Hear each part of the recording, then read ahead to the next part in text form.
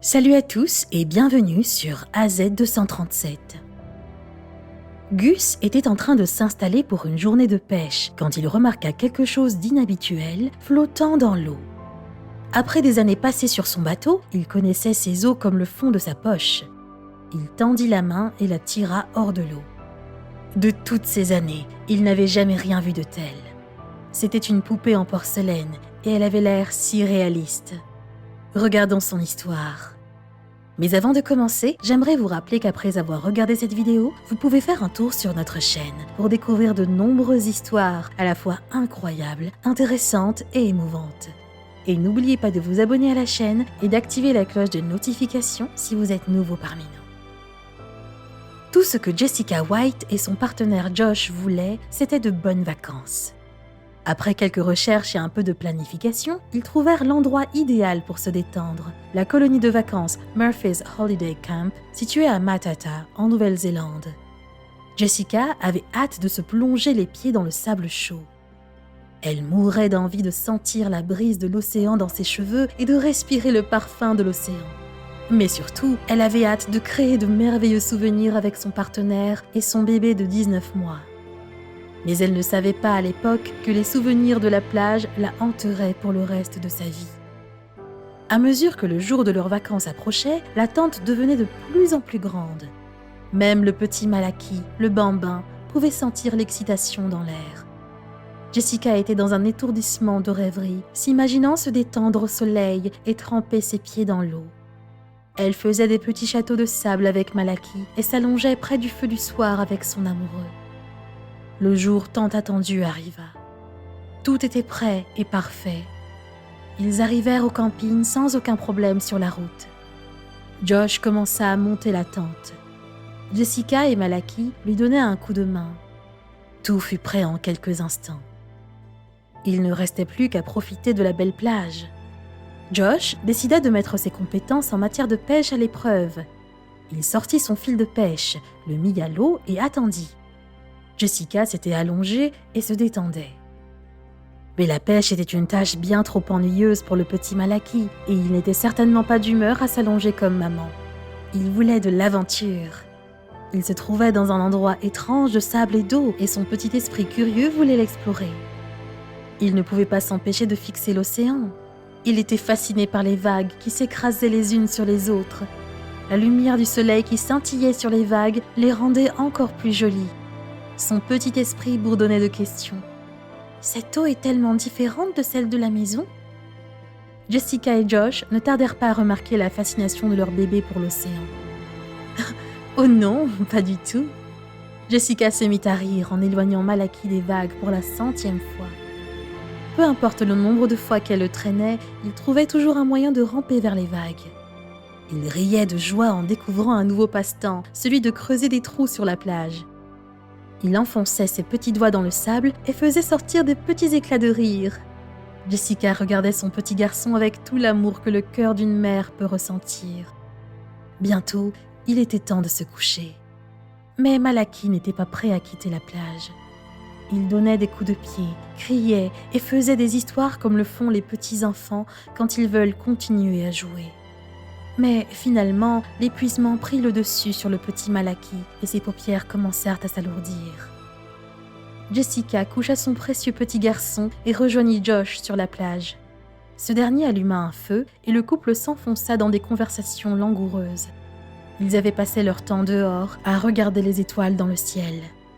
Regarder son bébé dormir paisiblement en compagnie d'un partenaire aimant était tout ce que Jessica aurait voulu. Elle était loin de se douter qu'en quelques heures, elle apprendrait la dure leçon de ne pas prendre son bonheur pour acquis.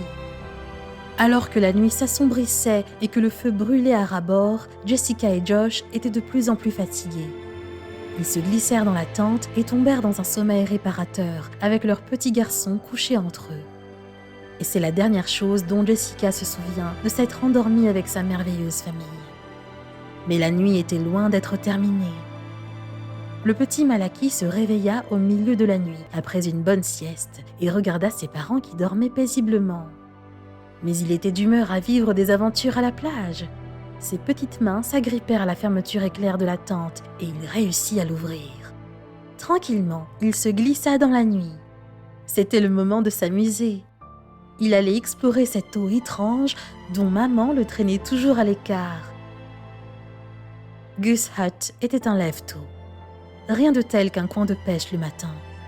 Il passait une autre journée ordinaire sur son bateau à attendre quelques poissons.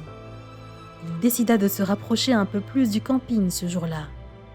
Alors qu'il s'installait pour la tente, il remarqua quelque chose d'étrange dans l'eau. Était-ce un énorme poisson ? Pendant quelques secondes, il s'imagina sous les feux de la rampe avec des caméras braquées sur l'étrange poisson qu'il avait attrapé. Mais il sortit vite de ses rêveries lorsqu'il réalisa que c'était une poupée en porcelaine à première vue. Il regarda la poupée se balancer dans l'eau.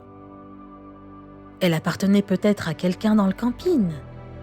D'après ce qu'il avait pu voir, la poupée était de bonne qualité. Ça devait être dommage pour lui de la laisser flotter dans l'eau. Alors, il tendit la main et tira la poupée hors de l'eau. Elle avait les cheveux foncés, la peau pâle et les joues gonflées. Elle était incroyablement réaliste, si belle, et il avait hâte de la montrer à sa femme. Les traits réalistes de la poupée l'époustoufleraient. Alors qu'il posait la poupée, quelque chose se passa qui lui donna des frissons. La poupée émit soudainement un petit couinement. Gus regarda avec horreur la poupée se mettre à bouger, à couiner. Qu'avait-il découvert ? Pendant un instant, Gus se figea sur place. « Oh Seigneur, c'est un bébé et il est vivant !» Plus tard, Gus expliqua que le visage du bébé ressemblait à de la porcelaine avec ses cheveux courts mouillés. Mais quand il émit un petit bruit, Gus n'en croyait pas ses yeux. Sorti de sa stupeur, il courut vers le rivage avec son bateau. Il pria qu'il ne soit pas trop tard pour sauver la vie de l'enfant. Il ne pouvait pas s'empêcher de se demander si le petit allait s'en sortir. Doublant sa vitesse, il conduisit son bateau aussi vite qu'il put jusqu'au rivage. Il devina que le bébé devait venir du campement.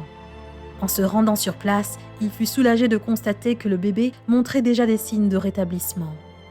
L'enfant semblait un peu froid et complètement trempé, mais au-delà de ça, il semblait indemne, malgré l'expérience de mort imminente.